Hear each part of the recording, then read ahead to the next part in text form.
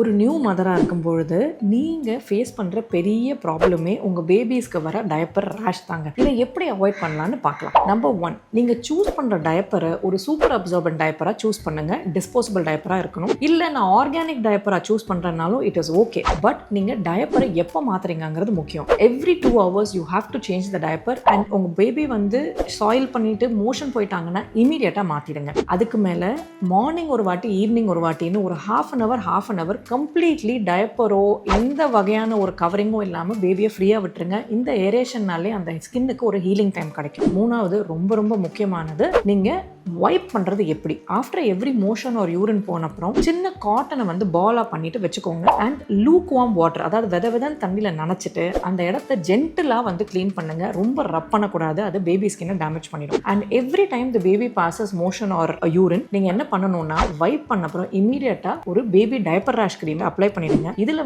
பெட்ரோலேட்டம் இல்லைன்னா zinc oxide இருக்கிற கிரீமா choose பண்ணிக்கோங்க. இதுதான் உங்களுக்கு ஸ்கின் பேரியர் ப்ரொடெக்ஷனை கொடுக்கும். நீங்க ரொம்ப முக்கியமா பண்ணக்கூடாத விஷயம் எதுன்னா, எந்த வகையான பேபி பவுடரும் யூஸ் பண்ணாதீங்க. ஏன்னா அதுல இருக்கிற டால்கா இருக்கலாம் இல்லைன்னா ஸ்டார்ச்சா இருக்கலாம். உங்க பேபி இன்ஹேல் பண்ணா ரொம்ப டேஞ்சரஸ் சிச்சுவேஷன் வந்துடும். இது எல்லாம் பண்ணியுமே அந்த டயப்பர் ஏரியா ரொம்ப ரெட்டா இருக்கு, இல்லைன்னா அதுல பஸ்ஃபில் பாயில்ஸ் இருக்கு, இல்ல ரொம்ப செதில் செதிலா கொட்டுற மாதிரி இருக்குன்னா கண்டிப்பா it is time to go meet your dermatologist. Take care.